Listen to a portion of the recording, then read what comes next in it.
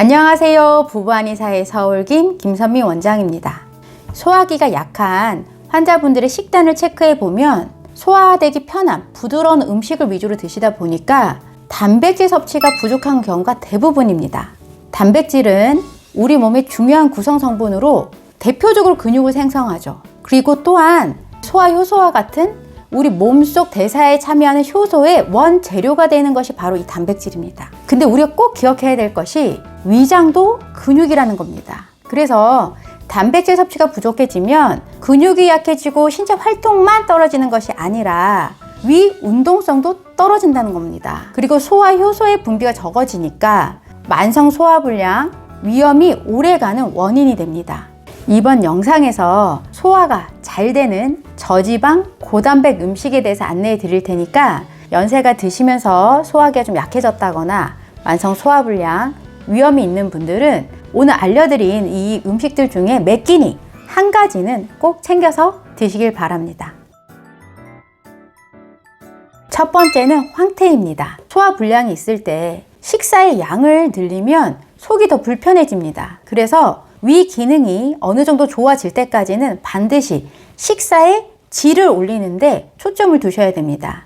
이렇게 식사에 질을 올릴 때 간단하지만 아주 효과적인 것이 바로 이 황태입니다. 황태는 황태국으로 푹 끓여서 거기에 두부나 콩나물을 넣고 드셔도 좋고, 우리가 황태를 넣은 된장국, 황태를 넣은 미역국, 황태를 넣은 계란국처럼 어떤 국을 끓이던 한 주먹씩 황태를 넣어서 황태를 밑국물로 사용하시면 음식의 질을 올리는데 상당히 좋습니다. 제가 가장 추천하는 방법은 우리 통북어를 한 4마리에서 5마리 정도 사골국 끓이듯이 푹 끓여서 이걸 밑국물로 사용할 수 있게 좀 냉동실에 넣어놨다가 사용하시는 겁니다. 몸이 약한 아이들 이유식 할 때는 이 황태 우리물을 갖고 사용을 해요.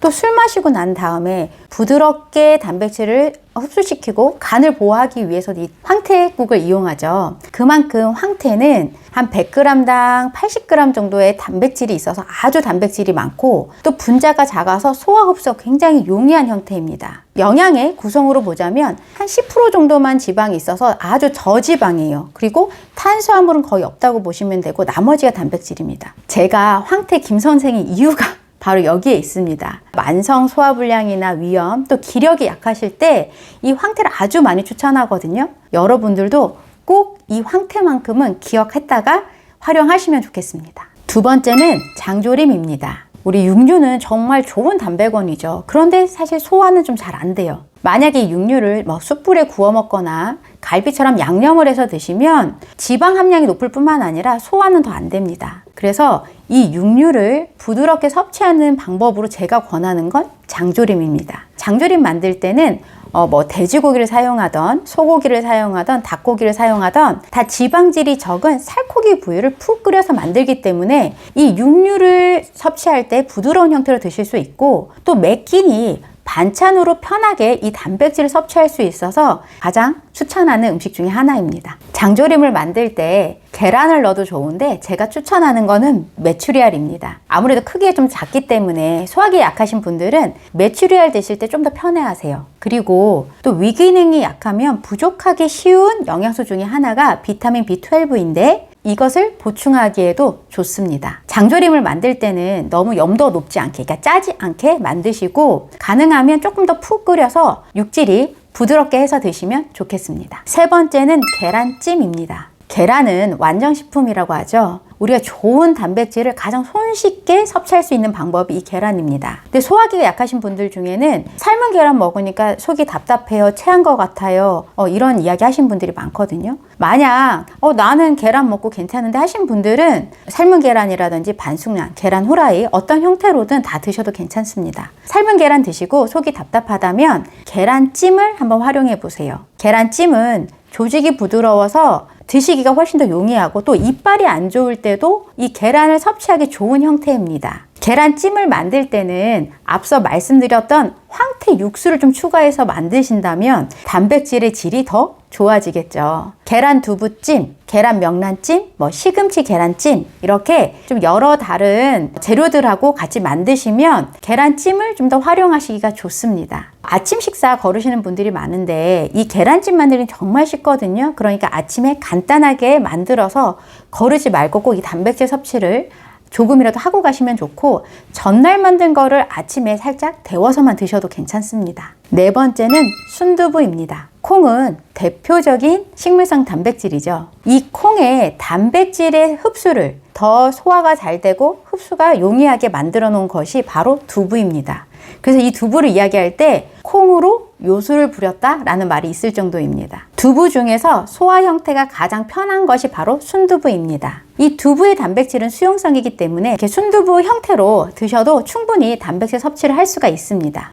그리고 소화가 예민하신 분들은 우리가 두부를 만들 때 들어가는 소포제나 유화제가 없는 제품을 사용하시면 더 좋습니다. 이 순두부도 아침이 바쁘신 분들은 따뜻하게 한 그릇 정도만 드시고 나가시면 아침을 거르지 않고 드실 수 있으니까 꼭 활용해 보시면 좋겠습니다. 다섯 번째는 추어탕입니다. 추어는 미꾸라지죠. 추어탕은 이 미꾸라지를 통째로 갈아서 푹 끓인 음식이다 보니 단백질뿐만 아니라 칼슘도 풍부합니다. 그리고 거기에 비타민 A와 비타민 D도 다량 함유되어 있어요. 동의보감에 보면 이 미꾸라지는 맛이 달고 성질이 따뜻하고 또 독이 없어서 위장을 편안하게 하고 설사를 멈추게 한다라고 나와 있습니다. 그만큼 옛날부터 속 편하게 기력을 회복시키는 음식이라는 거죠. 제가 추어탕을 추천하는 또 다른 이유는 이 추어탕에는 칼슘이 풍부하기 때문입니다. 이 칼슘은 천연 신경 안정제라고 이야기할 만큼 우리가 안정을 시키는 데 도움을 많이 주는데요.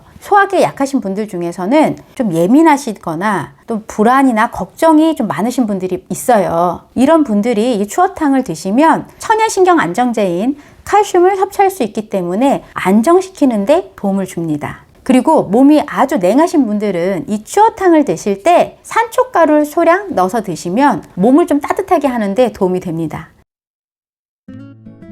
소화기가 약한 분들은 한꺼번에 많은 양의 단백질을 드실 수가 없고 또 한꺼번에 들어온다 하더라도 소화 흡수가 안 됩니다. 그래서 앞서 추천드린 이 음식들을 매 끼니 한 가지에서 두 가지가 들어가게 식단을 구성하셔서 소량씩이라도 매 끼니 꼬박꼬박 챙겨 먹는 그런 습관을 들이시는 게 이 소화 질환을 회복시키는 데 정말로 도움이 많이 됩니다. 여러분의 속 편한 하루가 하루빨리 오길 바라겠습니다. 부부 한의사의 서울김 김선미 원장이었습니다. 감사합니다.